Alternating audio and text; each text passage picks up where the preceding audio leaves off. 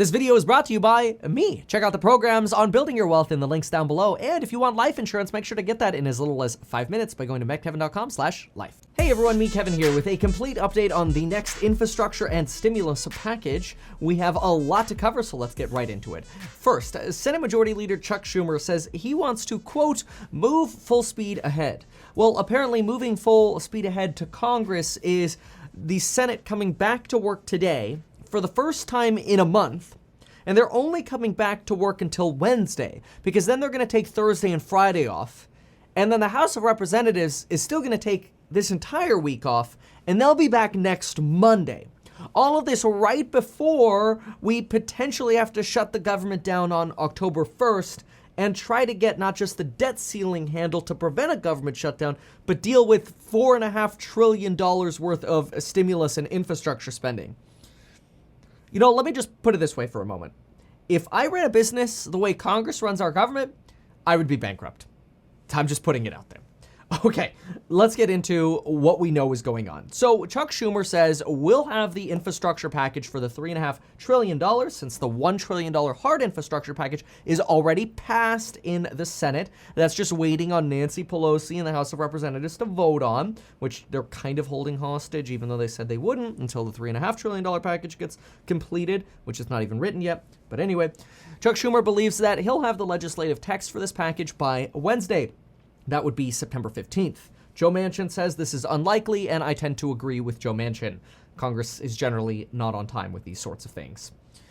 What we currently do know is there are a lot of negotiations going on in terms of what is going to be included in this $3.5 trillion infrastructure package. Let's go into some of the changes, including changes to taxation and stimulus money.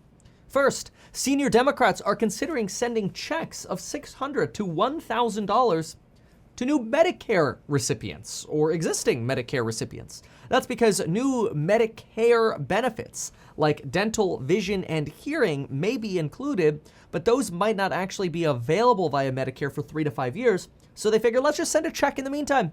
That is just a discussion right now. Also being discussed is paid leave for workers with recent wages who would be eligible for up to 12 weeks of paid family leave and paid medical leave. There would be a new public program available through states and certain private employers for this. We also know that the child tax credit of $250 per month for children under 18 and $300 per month for children under 6 is only available for 1 year. Payments will be paid or made to you between July 1st and the end of December if you qualify income-wise, and then the other 6 months will be available on your 2021 tax return. But this $3.5 trillion bill could extend this credit for up to 4 to 5 years, which literally means an extra $3,000 to $3,600 per child per year for the next 4 to 5 years. Now, that's some juicy stimulus right there. Of course, AOC is already applauding this and calling for this, suggesting that this will be a great opportunity to lift children and families out of poverty. In essence, for those under a certain income threshold and with children within these ages, this is a form of universal basic income. It's more of a universal child income, though. Additionally, there are discussions to lower the costs of prescription drug prices for Medicare. There are also drafts that currently we're supposed to, at least this was the belief, we're supposed to cut some benefits to the oil and gas industry to remove some tax breaks that they're getting, but apparently existing drafts do not include any restrictions of subsidies to the oil and gas industry. This was a little bit surprising, and environmentalists are unhappy about this. There was a plan originally by the Finance Committee that would have rescinded or modified more than a dozen oil-focused provisions with the goal of raising like $32 billion over the next 10 years. And this is in line with what Biden said he would push for, which is no more fossil fuel subsidies. But apparently right now that is not a priority and not being included. Instead, what appears to be a priority is raising the top corporate tax rate, or the corporate tax rate, from 21% to 26.5%. This, by the way, is substantially higher than we were expecting this to come in at. We were expecting that Joe Biden would be pushing, as he said, he was pushing for somewhere around a 28% corporate tax rate. And now and sort of Wall Street has come to this expectation that, well, if we're at 21% and Biden wants 28%, we'll probably end up with something like 24.5%. So 26.5% is more than what China charges its corporations, and it's a lot higher than expected. So Wall Street is understandably a little upset about this. We've got a little bit of a red day in the market today, potentially, or at least in part, due to some of these negotiations. There's also talk about raising the capital gains tax rates up from 20% to 25% instead of raising taxes on capital gains. Long-term capital gains usually taxed at 20%. Instead of taxing them at the full 39.6%, basically removing that capital tax benefit. So a capital gains tax benefit. So in other words, capital gains taxes might be going up for some individuals who make more money, generally over $400,000. But only from 20% to 25% instead of from 20% to 39.6%. There's also now talk about a potential 3% surcharge on individuals making more than $5 million per year. So if you made $5 million per year, or let's say you made an extra $5 million per year, since it would be taxed on the amount over, let's say you made, instead of $5 million, you made $10 million. Well, you would pay an extra $150,000 in taxes, or 3%, on that extra money that you made. We are also expecting to raise $900 billion from this increase in the corporate tax rate, or these changes in the corporate tax rate. We're expecting to raise $1 trillion from taxing individuals more highly. And we also maintain, and this is what we're seeing in discussions right now, that there's a big goal of not raising taxes on anyone making under $400,000. Now, missing so far is lifting the limit on the SALT tax deductions, which there are a lot of folks in the House of Representatives and the Senate demanding changes to the SALT tax deductions. So in case you don't remember, the SALT tax deduction, or if you're not familiar with it, stands for state and local tax deductions. It's currently capped at $10,000, never used to be, but it currently is capped at $10,000. And it limits the amount of money you could write off on your federal taxes for state taxes and things like property taxes. So high income tax state or high property tax states like Texas or California, California for property or for income taxes and Texas for property taxes, these states would benefit by removing the cap of the SALT tax deduction. So we do see a lot of talk about this right now. For example, we've got Representative Swazi saying, I've been consistent for 6 months. No SALT, no deal. So a lot of excitement about trying to get that SALT tax limit removed. But right now, just talk, and so far not in any drafts that we're seeing. Now, it is worth mentioning that there is currently a petition for a $2,000 per month stimulus check that's circulating online. It has almost 3 million signatures. But right now, Congress hasn't been mentioning any kind of new stimulus check outside of that child tax credit. Though, if you had a baby this year or you adopted a child this year, you could get up to $1,400 for that child. Because remember, a $1,400 stimulus check hit this year for the 2021 tax year, which means you'd be able to claim that $1,400 if you're within the income thresholds on your taxes when you file in 2021. California is also sending a $600 vote buying check. Oh, sorry, that says Golden State stimulus check to those in California who qualify. Notable exceptions to those who qualify are people on Social Security benefits who do not show income other than Social Security, and they're being left out of that California stimulus. We also have $8,000 of a child and dependent tax credit that you can still take advantage of. Keep in mind that this part is already law. So if you spend money on children or dependents, you can write off your expenses up to $16,000 for 2 or more dependents, and then take a tax credit up to $8,000. It's a refundable tax credit, which means you don't even have to pay a full $8,000 in taxes to receive it, and the phase out is currently set for $125,000. Also, we've got Elizabeth Warren still calling for $50,000 in student debt forgiveness to help close the racial wealth gap. However, so far, no student debt forgiveness is included in this package. What instead we do have are changes to taxation for tobacco and cryptocurrency intended to help pay for the social infrastructure package. Cryptocurrency taxes might include things like know your customer rules, which could be very difficult for certain brokerages to comply with. And the entire goal of a KYC, or know your customer, is really to reduce fraud, but also to make sure people pay taxes. There's even talk about closing the wash sale loopholes on cryptocurrencies, which I will talk about in a separate video. We also have to talk about the debt limit and the shutdown that is a potential by October 1st. We are expecting a stopgap measure to keep the government funded through probably the first or second week of December. However, Republicans like Mitch McConnell are saying, you know what? Shut down the government. And the reason is Mitch McConnell is saying, look, we passed the $1 trillion infrastructure package for hard infrastructure in good faith that you would sign it without holding it hostage to the $3.5 trillion package. Well, now you're holding it hostage to the $3.5 trillion package. And so if you're going to hold that hostage, fine. We won't help you pass an extension to the debt ceiling. And so we're just going to sandbag this process until we get what we want, which is a smaller or potentially no $3.5 trillion process infrastructure package. So expect some kind of showdown to occur over this shutdown debate. Keep in mind, the government is funded through September 30th. The Treasury Department currently says we will run out of money in the middle of October or early November if we do not raise the debt limit or the debt ceiling. Now, it is worth mentioning that Joe Manchin says, quote, "It concerns me very, very much that we might be challenged on inflation and debt.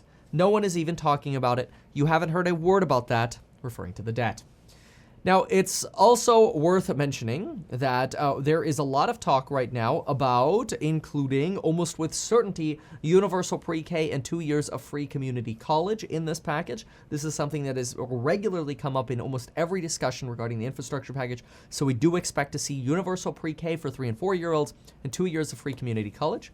We might see a 2% excise tax on stock buybacks by corporations. We are going to see, or we're expecting to see as part of this package, $135 billion for agricultural and forestry, $332 billion for banking, including money for public housing, $198 billion for clean energy, $67 billion for environmental and public work projects, $21 billion of which, by the way, going to pollution cleanup, like dealing with old wells and mines, like oil wells. $1.8 trillion going to finance, which will include things like lowering the cost of prescription drugs and other benefits like the child tax credit. $726 billion for health and labor and education, including that free preschool we talked about. And this will also include expansion of the Pell Grant program for colleges, more funding for historically black colleges and universities, and that, as we said, universal pre-K for 3 and 4-year-olds. $37 billion for electrifying the federal vehicle fleet, rehabbing buildings, cybersecurities, greener material purchases, $107 billion to speed up legal immigration, $20.5 billion for the Department of Indian Affairs, $25 billion for small businesses, which, keep in mind, Joe Biden just mentioned that he's increasing the size of the EIDL loans you can get. Those are not the forgivable ones like the PPP, which if you need to get your PPP loan forgiven, you can go to metkevin.com/forgiveness, and that should redirect you to the SBA portal on that. You're looking for an SBA forgiveness portal. Although check with your lender, they might not allow direct forgiveness, so it gets a little complicated. Hopefully your PPP does allow direct forgiveness. But changes to these EIDL loans would be good for businesses who need lower cost financing or need to refinance. So do check out the EIDL if you want to work with the SBA.